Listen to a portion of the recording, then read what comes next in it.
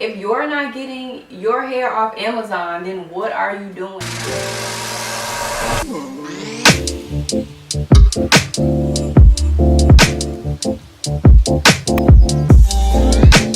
Hey guys, what's up? It's Alyssa. Welcome back to my channel. So as you guys can see, today we'll be tackling an Amazon unit I got.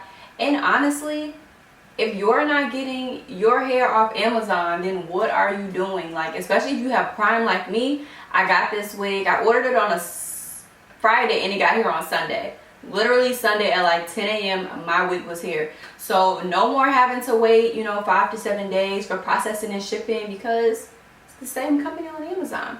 But yeah, this one unit I got is from Beauty Forever Hair. So if you guys want to check them out, make sure you do. I will leave the exact wig I got down below, and let's jump into the unit.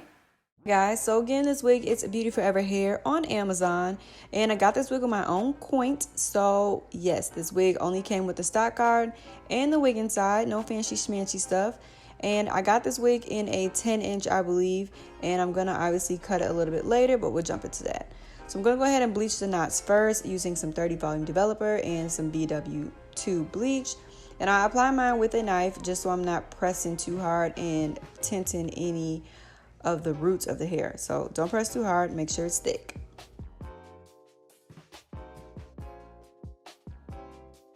After that's all rinsed out, we're gonna go ahead and start plucking. Always pluck behind the hairline. And then when you're plucking, like tease 1 or 2 times and then start moving downward toward the ears and back and forth. Don't stay in the same spot too long. So you can see here, that's what I did. And the other side is obviously what was already done. A little too thick. And obviously this is me blow drying.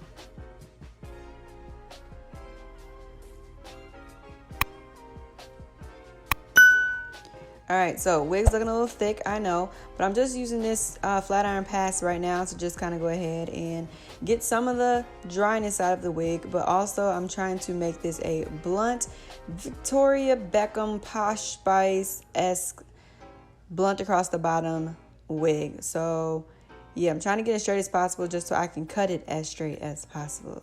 I think I did a pretty good job. I think so.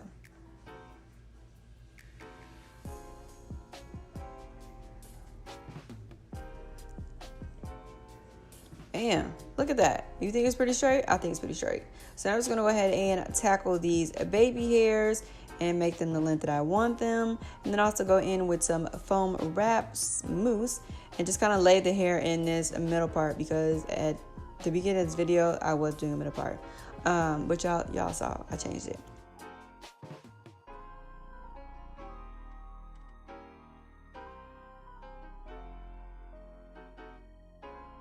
All right, so face is beat. We went ahead and got the Got To Be spray, and we put it on the back of the comb, and I just want to lay my edges before I put my wig on.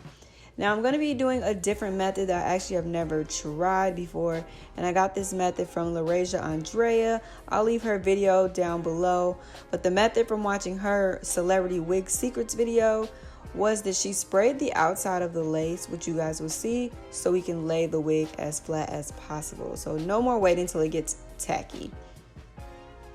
Also, this wig was only about 4 inches back, so right there when I was trying to make this deep side part, ran into some tracks. So just be aware of that. If you do purchase this wig, that the tracks don't go that far back, but there's nothing that we cannot do, so we make it work.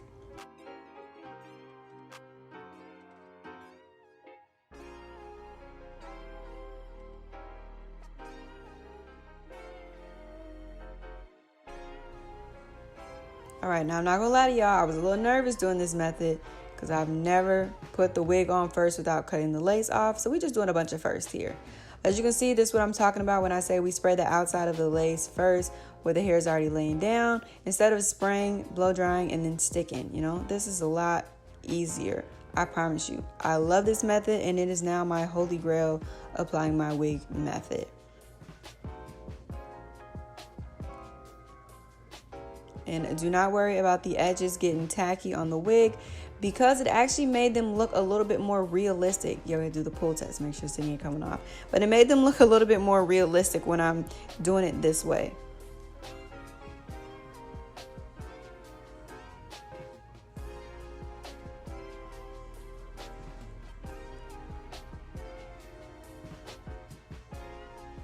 So this is the only spot that I actually lifted the wig to lay down, which was the ears, because trying to lay it down like this and then cut my ears out was actually hard. I felt like I was peeling my skin back, and we're not trying to lose any skin or edges in the process of this wig application. So if you find you have to do it this way, go ahead and do it this way, but it worked out just as fine.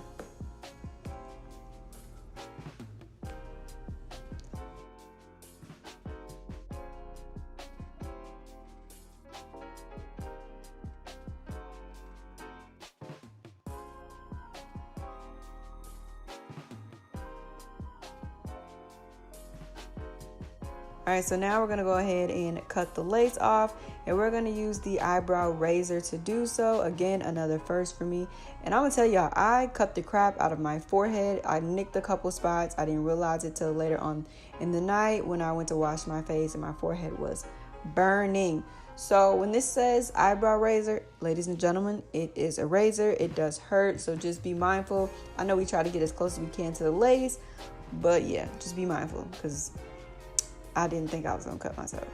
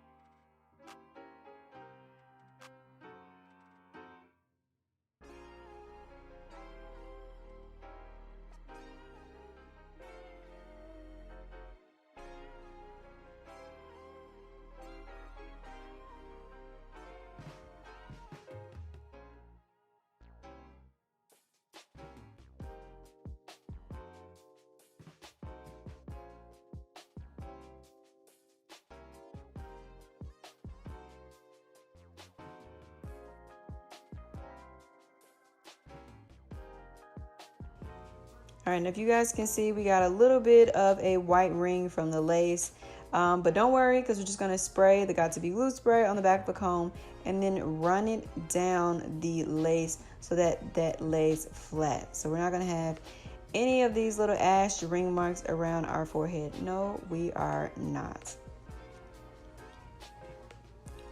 All right, so we're just gonna go ahead and run the flat iron through again, because we're pretty much done. We're just gonna go in with the same wrap foam and kind of lay our baby hairs or edges, however you see fit. You don't really have to do this part. Of course, it's always optional, but sometimes certain wigs, it just makes them look a little bit more realistic. So I do them.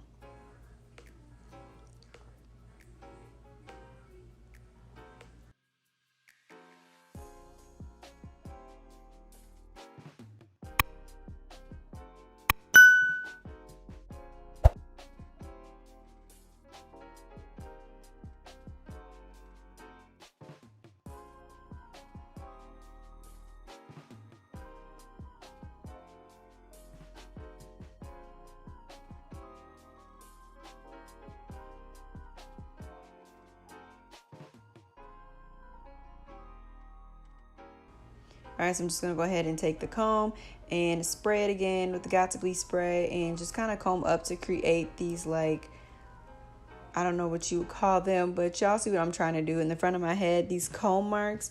I'm just making it kind of sit up a little higher and not just lay flat on my forehead. And you guys can also see my cut didn't turn out too blunt, but it's still a cute cut. I can say that it's still a cute cut. All right, ladies and gentlemen, so we are done. You can see from the first slow-mo here, I actually did not conceal the part. And then in this second one, I did conceal the part because I wanted to see what the difference was going to be. So let me know down below what you guys think of this unit and which one do you like better, the concealed part or the non-concealed part? Because I think both were a look. See you guys in my next video. Bye.